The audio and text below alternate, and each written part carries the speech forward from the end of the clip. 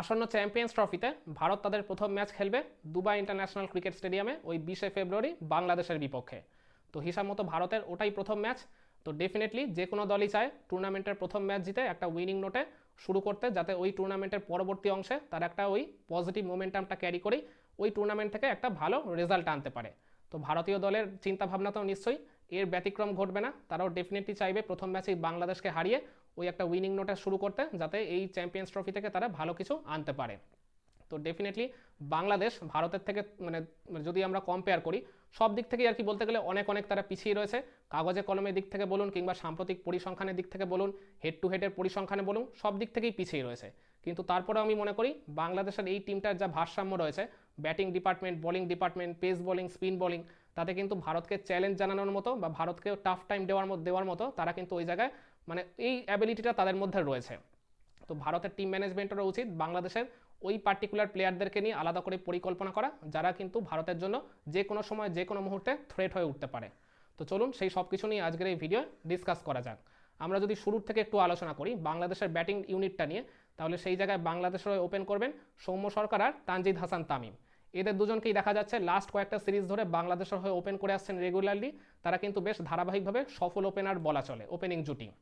তো ওই জায়গায় সৌম্য সরকার কিন্তু মানে লেফট হ্যান্ডেড ব্যাটার হিসেবে তিনি কিন্তু ওই জায়গায় মানে ইনিংসের শুরু থেকেই ঝড় তুলতে পারেন, মানে ওই আর কি বিস্ফোরক ব্যাটিং করার মতো অ্যাবিলিটি তার রয়েছে। আর অপরদিকে তানজিদ তামিমেরও আর কি দু রকমের ব্যাটিং করারই অ্যাবিলিটি রয়েছে, তিনি শুরুতে ঝড়ও তুলতে পারেন, আবার ইনিংস বিল্ড আপের কাজটাও তিনি কিন্তু করতে পারেন খুব ভালোভাবে।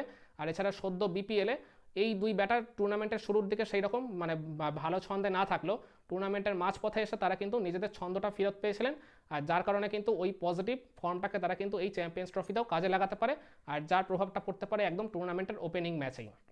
তো সেই কারণে আমার মনে হয় এই দুই ওপেনারকে নিয়ে ভারতের টিম ম্যানেজমেন্টের আলাদা করে ডেফিনেটলি পরিকল্পনা করা উচিত। আর আমার মনে হয় মানে প্রথম পাওয়ার প্লেতে তো ভারত ওই জায়গায় পেস বোলারদের দিয়ে স্টার্ট করাবে, কিন্তু যদি দেখেন যে প্রথম 7 বা 8 ওভারের মধ্যে উইকেট আসছে না, এই দুই ব্যাটারকে ওই জায়গায় আর কি মানে ট্র্যাপ করা যাচ্ছে না, তখন আমার মনে হয় অফ ব্রেক বোলার বা কিংবা কুলদীপ যাদব এদের মধ্যে আর কি কাউকে এনে এই পার্টনারশিপটাকে ডেফিনেটলি ব্রেক করানো যেতে পারে। মানে এইরকম একটা পরিকল্পনায় টিম ম্যানেজমেন্টের করা উচিত বলে আমি মনে করি। অফ ব্রেক বোলারদের মধ্যে ওই জায়গায় চলে আসতে পারেন ওয়াশিংটন সুন্দর কিংবা Varun Chakravarthy. Varun Chakravarthy leg break bowler হলেও তার হাতে তো আর কি অনেক আর কি ভ্যারিয়েশন রয়েছে, তিনি তো একজন মিস্ট্রি স্পিনার।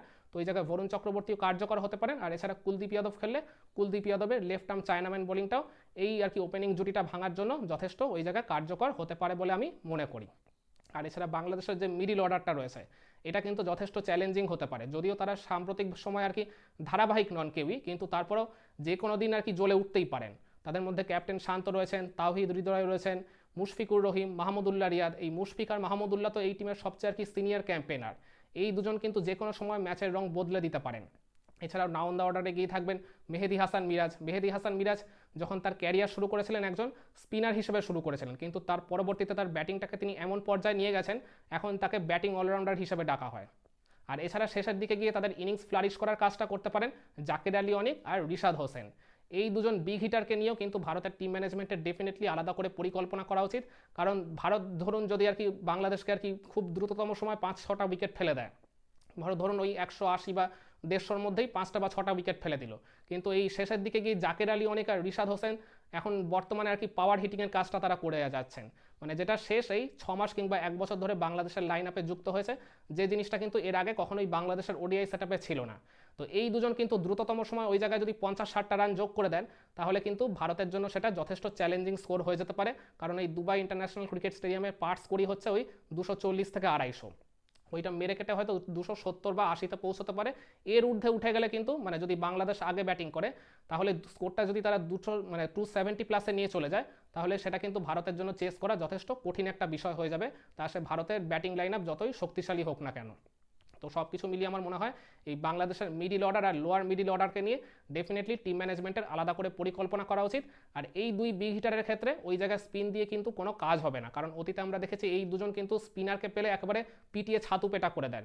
ওই মানে ওই শ্রীলঙ্কার ওয়ানিন্দু হাসারাঙ্গাকে আমার একটা ম্যাচে মনে আছে, এই বাংলাদেশের রিশাদ হোসেন মানে তাকে মানে 2 ওভারের মধ্যেই বোধহয় 5টা ছক্কা মেরে দিয়েছিল। 18 বলে 48 রানের একটা ইনিংস খেলে শ্রীলঙ্কার থেকে একাই আর কি ম্যাচ ছিনিয়ে নিয়েছিল। বেশি দিন না, এই আর কি আগের বছরেরই ঘটনা হবে হয়তো। তো সেই কারণে ওই মোহাম্মদ শামি, হার্ষিত রানা, আশদীপ সিং এই 3জন পেস বোলার তাদের ভ্যারিয়েশন দিয়ে এই দুই বিগ হিটারকে ওই জায়গায় বাজিমাত করতে পারেন বলে আমি মনে করি। আর এছাড়া বাংলাদেশের ওই মিডল অর্ডার ব্যাটিংটা কিন্তু তুলনামূলক বেশ কিছুটা অভিজ্ঞ ওই মুশফিক আর রিয়াদের জন্য।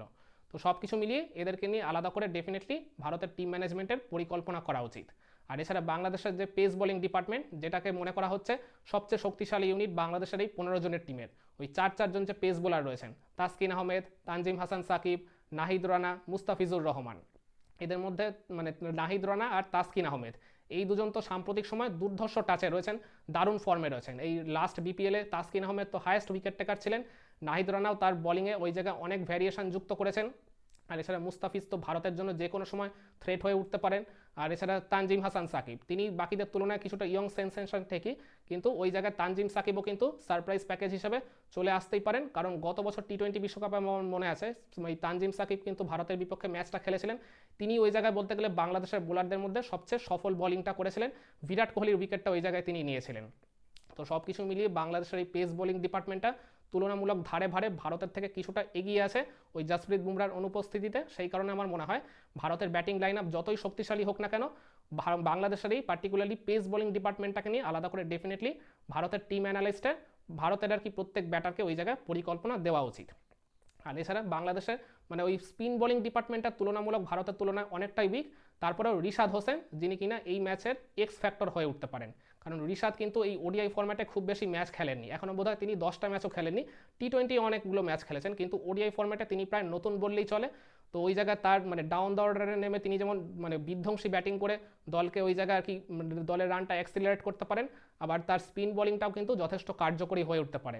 প্রথম দিকে তিনি শুধু আর কি লেগ ব্রেক আর টপ স্পিন করতে পারতেন, কিন্তু সাম্প্রতিক অতীতে দেখা যাচ্ছে ওই মুস্তাক আহমেদ জবে থেকে আর কি বাংলাদেশের স্পিন বোলিং কনসালটেন্ট হিসেবে কাজ করছেন, তারপর থেকে তার বোলিং ভ্যারিয়েশনে কিন্তু বেশ কিছু পরিবর্তন দেখা গেছে। তিনি ওই জায়গায় গুগলি করতে শিখেছেন, তারপর ওই জায়গায় মানে স্লাইডার করতে শিখেছেন, বেশ কিছু আর কি ভ্যারিয়েশন নতুন নতুন অ্যাড হয়েছে তার বোলিংয়ে। তো সব কিছু মিলিয়ে রিশাদ হোসেনকে নিয়ে আলাদা করে ডেফিনেটলি ভারতের টিম ম্যানেজমেন্টের পরিকল্পনা করে রাখা উচিত। কারণ ভারতের এই লাইন আপের ব্যাটাররা পার্টিকুলারলি ওই বিরাট কোহলি কিংবা শ্রেয়াস আয়ার, এদেরকে দেখেছি ওই লেগ স্পিনে আর কি বহুত দুর্বলতা রয়েছে, যে কারণে আদিল রশিদ তো বিরাট কোহলিকে বারবার ভোগায়, মানে এই লাস্ট সিরিজেও আমরা দেখেছি। তো সেই কারণে আমি আবারও বলছি রিশাদ হোসেনের বোলিংটা নিয়ে যেন ভারতের টিম ম্যানেজমেন্ট ডেফিনেটলি পরিকল্পনা করে রাখে আলাদাভাবে। আর এছাড়া মেহেদি হাসান মিরাজের বোলিংটাকে নিয়েও ভুলে গেলে হবে না। মেহেদি হাসান মিরাজ সাম্প্রতিক সময় ব্যাট হাতে তিনি বেশি কন্ট্রিবিউট করছেন, ব্যাটিংয়েই তিনি বেশি করে ফোকাস করছেন ঠিকই, কিন্তু তার বোলিংটাও কিন্তু একেবারে ফেলে দেওয়ার মতো নয়। তিনি কিন্তু মূলত একজন স্পিন বোলার বা অফ ব্রেক বোলার হিসেবেই তার ক্যারিয়ারটা শুরু করেছিলেন। আর খেলাটা যেহেতু দুবাইয়ের মাঠে হচ্ছে, সেই কারণে মিরাজের অফ ব্রেক বোলিংটা কিন্তু মানে ভারতের জন্য যে কোনো সময় থ্রেট হয়ে উঠতে পারে। তো সেই কারণে আমার মনে হয় মিরাজের বোলিংটা নিয়েও ভারতের টিম ম্যানেজমেন্টের ডেফিনেটলি আলাদা করে পরিকল্পনা করে রাখা উচিত। আর এছাড়া বাংলাদেশের এই লাইন আপের মানে এই ভারতের বিপক্ষে ম্যাচটায় যারা এক্স ফ্যাক্টর হয়ে উঠতে পারেন বলে আমি মনে করি, সৌম্য সরকার, মুশফিকুর রহিম, মাহমুদুল্লাহ রিয়াদ, রিশাদ হোসেন, তারপর তাসকিন আহমেদ, নাহিদ রানা, এই আর মেহেদি হাসান মিরাজ, এই কয়েকজন প্লেয়ারকে নিয়ে ডেফিনেটলি আলাদা করে ভারতের টিম ম্যানেজমেন্টের পরিকল্পনা করে রাখা উচিত। এদের বিরুদ্ধে প্রপার গেম প্ল্যানটা ভারতের আর কি প্রত্যেকটা প্লেয়ারকে আলাদা করে দেওয়া উচিত বলে আমি মনে করি, যাতে ম্যাচের মাঝপথে যদি ভারতের জন্য কোনো টাফ টাইম চলে আসে, যাতে ওই জায়গায় তারা প্ল্যান বি বা প্ল্যান সি রেডি রাখতে পারে, সেই অনুযায়ী যাতে তারা প্রপারলি অপোনেন্টকে ট্র্যাপ করতে পারে।